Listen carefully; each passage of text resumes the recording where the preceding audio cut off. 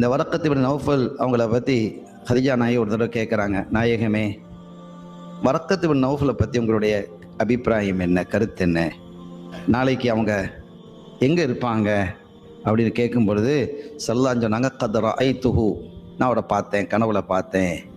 பிந்திய காலத்தில் சொல்கிறாங்க ஹதீஜா நாயிட்ட, ஃபரஅய்து அலைஹி சியாப பியாத், அவங்களுடைய உடம்புல ஒரு வெள்ளை உடை இருக்கு, இந்த வெள்ளை வெள்ளேன்னு உடை போட்டுக்கிட்டு இருக்கிறாங்க. ஃபஹ்சிபுஹு லவ் கான மின் அஹ்லின் நாரி லம் யகூன் அலைஹி சியாப பயாத், கனவுல நம்ம யாரையாவது வெள்ளை உடை போட்டுக்கிட்டு இருக்க கனவுல கண்டா அவங்க சொர்க்கவாதின்னு அர்த்தம்.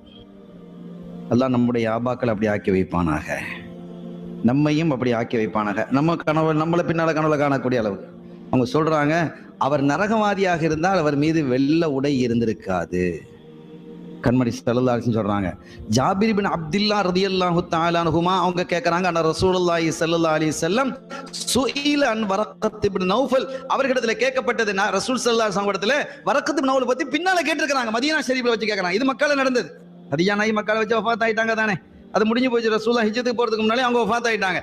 ஹிஜ்ரத்துக்கு பிறகும் கேட்கப்பட்டது, வரக்கத் இப்னு நௌஃபலை கேட்கப்பட்டது, கத் ரஅய்துஹு, நான் அவரை பார்த்தேன். அப்ப இன்னொரு முறை பார்த்திருக்காங்க.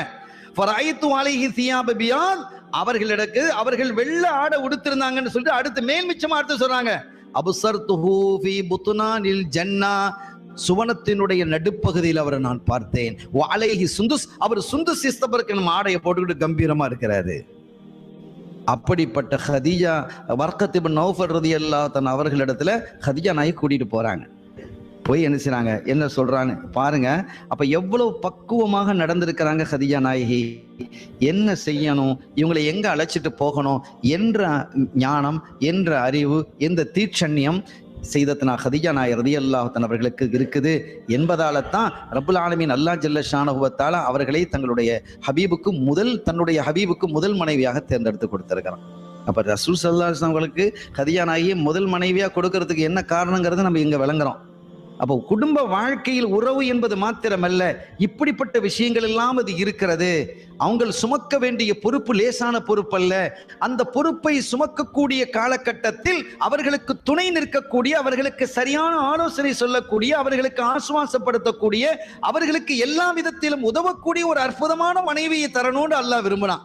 ஹதீஜா எனவேதான் சொன்னாங்க, ஒரு கட்டத்தில் ஆயிஷா நாயகி கேட்டாங்களா இல்லையா, யார சொல்லலாம், உங்களுக்கு எப்ப பார்த்தாலும் அந்த கிழவியை நினைச்சிட்டு இருக்கிறீங்களே, எவ்வளோ அழகான பிள்ளைலாம் உங்களுக்கு தந்திக்கிறான், சின்ன வயசுல பஞ்சாயத்துலாம் தந்திக்கிறான், தன்னை தான் சொல்றாங்க, தாண்டு சொல்லாம என்ன சின்ன வயசு கன்னி பெண்ணு, எத்தனை அழகான அறிவுள்ள அற்புதமான சிறந்த பெண்களை எல்லாம் தந்திருக்கிறான், எப்ப பார்த்தாலும் அந்த கிழவியை நினைச்சிட்டு இருக்கிறீங்களே என்று சொல்லும் பொழுது ரசூல் ஸல்லல்லாஹு அலைஹி வஸல்லம் பதில், மா ரஸகனி அல்லாஹு கைரம் மின்ஹா, ஹதீஜாவை விட சிறந்த ஒருவரை அல்லாஹ் எனக்கு தரலனாங்க.